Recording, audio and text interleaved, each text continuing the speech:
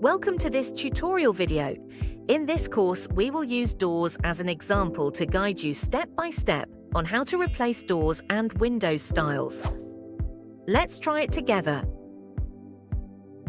Enter the design tools.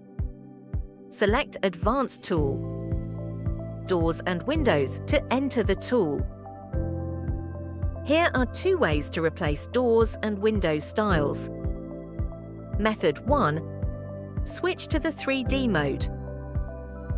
Select the new door in the public catalogue to drag the doors to the position that needs to be replaced.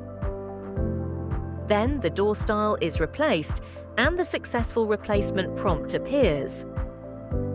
Note that when replacing, you need to switch to 3D mode. If you replace the model in 2D mode, a prompt will appear. Windows and doors cannot adapt to the wall. Operation failed.